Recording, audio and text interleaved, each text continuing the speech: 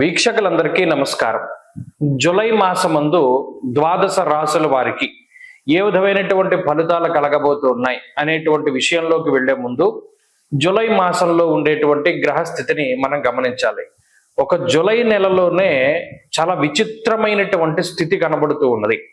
14వ తారీఖు నాడే మొత్తం గ్రహాల యొక్క మార్పు అనేటువంటిది చాలా ముఖ్యమైనటువంటి విషయంగా చెప్పచ్చు.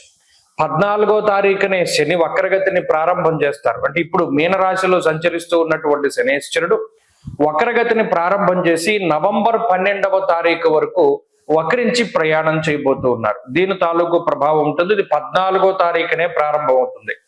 అలాగే 14వ తారీఖు నుండి దక్షిణాయనం ప్రారంభం. అంటే సూర్యుడు మిథున రాశిని వదిలిపెట్టి కర్కాటక సంక్రమణం చేసేటువంటి పుణ్యకాలం కూడా 14.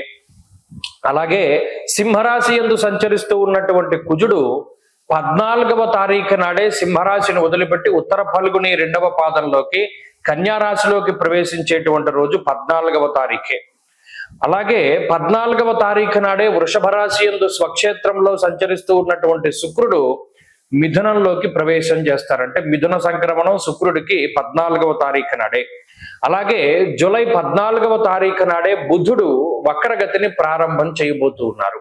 ఇక్కడ చూడండి, కుజుడు, రవి అలాగే శుక్రుడు ఈ 3 గ్రహాలు కూడా 14వ తారీఖున సంక్రమణం చేయబోతూ ఉంటే శనేశ్వరుడు అలాగే బుధుడు ఈ 2 గ్రహాలు కూడా తమ యొక్క వక్రగతిని ప్రారంభం చేయబోతూ ఉన్నాయి. బుధుడు అయితే ఆయన ఉన్నటువంటి రాశి కర్కాటకంలోనే వక్రించి సంచారం చేయబోతూ ఉన్నారు. ఇది చాలా ముఖ్యమైనటువంటి విషయం. అంటే 14వ తారీఖు నాడు ఒక్కరోజు నాడే 5 గ్రహాల తాలూకు కదలికలు జరగడం అనేటువంటిది కూడా ఆ రోజుకి ఎంతో ప్రాముఖ్యతని సంతరించుకోబోతూ ఉన్నది. కాబట్టి ఇది ముఖ్యమైనటువంటి డేటు. ఇది ద్వాదశ రాశుల వారి యొక్క జీవన గమనాన్ని మార్చేటువంటి డేటుగా మనం చెప్పవచ్చు.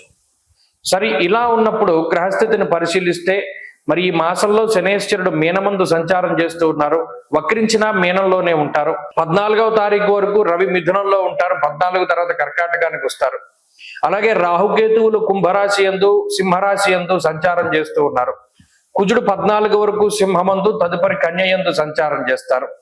అలాగే రవి యొక్క సంచారం కూడా 2 రాశుల్లోనే ఉంటుంది. ఇలా ఇటువంటి గోచార పరిస్థితి దృష్ట్యా ద్వాదశ రాశుల వారికి మనం ఉండేటువంటి ఫలితాలను కూడా అలాగే ఇంకొక ముఖ్యమైనటువంటి విషయం ఏంటి అంటే ఈ జూలై నెలలోనే గురుమౌఢ్యమి అనేటువంటిది కూడా వెళ్ళిపోబోతూ ఉన్నది.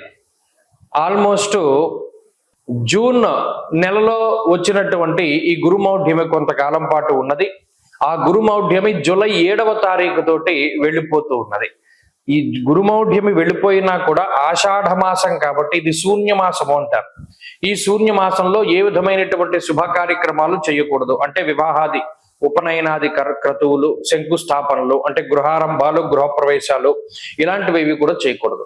అలాగే ఈ మాసానికి ఇంకొక ప్రాముఖ్యత ఉన్నది. ఏమిటి అంటే మాస శివరాత్రి, ఆరుద్ర నక్షత్రం 2 కూడా కలిపి వచ్చేటువంటి మాసం ఈ మాసం.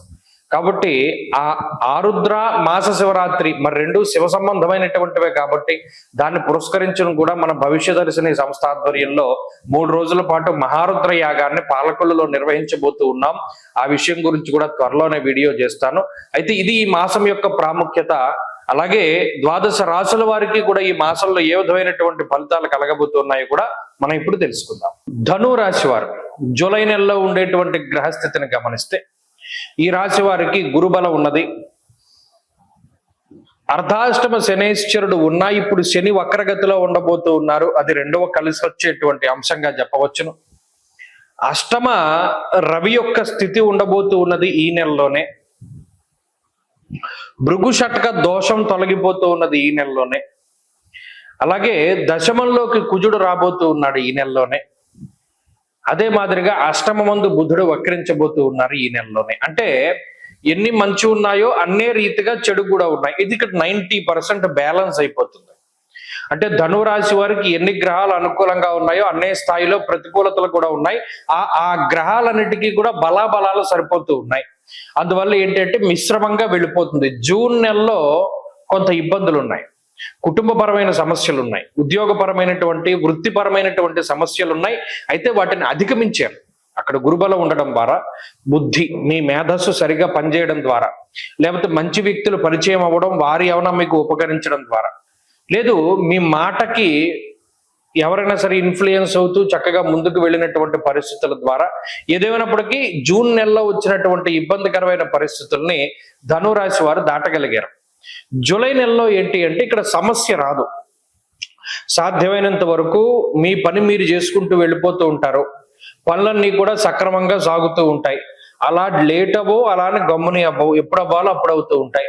ఉద్యోగపరమైనటువంటి ఒడిదుడుకులు ఏమీ ఉండవు. అకారణంగా ఉద్యోగం కోల్పోయే పరిస్థితులు ఉండవు. అలాగే మిగతా వారి వల్ల దోషణ భూషణలు ఏమీ ఉండవు. మీ పని మీద అన్నట్టుగా సాగిపోతూ ఉంటుంది. ఇది ప్రశాంతమైనటువంటి వాతావరణానికి సూచిక. ఇందులో ప్రధానంగా శని వక్రించడం ఒకటి మంచి విషయంగా చెప్పవచ్చును. దానివల్ల కూడా ఏంటి అంటే కుటుంబపరమైనటువంటి ఒత్తిళ్లు, కుటుంబపరమైనటువంటి ఇబ్బందులు ఇవన్నీ కూడా తగ్గుముఖం బట్టి కొంత మామూలుగా వెళ్ళిపోతుంది లైఫ్ అంతా కూడా. కాబట్టి జూలై నెల అంత అనుకూలంగానూ లేదు, అంత ప్రతికూలంగానూ లేదు, కూడా మధ్యస్థంగా ఉండబోతూ ఉన్నది. ఇటు ప్రధానంగా ఏంటి అంటే రవి అష్టమంలో పడబోతూ ఉన్నారు కాబట్టి 14వ తారీఖు దాటేగా ఉండేటువంటి పరిస్థితుల్లో మాత్రం కొంత శారీరక శ్రమ, ప్రయాణాలు ఇవి ఎక్కువగా కనబడుతూ ఉన్నాయి. కొన్నివి విహారయాత్రలకు వెళ్ళొచ్చు, దైవ దర్శనాలకు వెళ్ళొచ్చు, తీర్థయాత్రలకు వెళ్ళొచ్చు, లేదా మీకు ఉండేటువంటి ఉద్యోగపరమైనటువంటి పనుల మీద బయటకు వెళ్ళొచ్చు. ఇలా తిరగడం అనేటువంటిది ఏంటి అన్నది మనం చెప్పలేకపోయినా శారీరక అలసట ఉంటుంది, అది మంచి వాటికే ఉంటుందన్న విషయాన్ని మనం చెప్పొచ్చు. కాబట్టి ఇలా కుటుంబ ఆర్థిక పరిస్థితులు, ఆరోగ్యం, వ్యాపారం, ఉద్యోగం, విదేశీయానము ఇవన్నిటి పరిస్థితులు కూడా సర్వసాధారణంగా ఉన్నాయి. ఇందులో ఇబ్బంది లేదు, అలానే లాభము లేదు. కాబట్టి ఇలా మధ్యస్థంగా జూలై నెల వెళ్ళిపోతుంది. కాబట్టి మరిన్ని మంచి ఫలితాలను వీరు సాధించడానికై ప్రతిరోజు కూడా ఆంజనేయ స్వామి వారి యొక్క ఆరాధన, శ్రీరామ రక్షా స్తోత్రాన్ని ప్రతినిత్యము పారాయణ చేస్తూ ఉండడం కూడా చెప్పదగినటువంటి సూచన. స్వస్తి.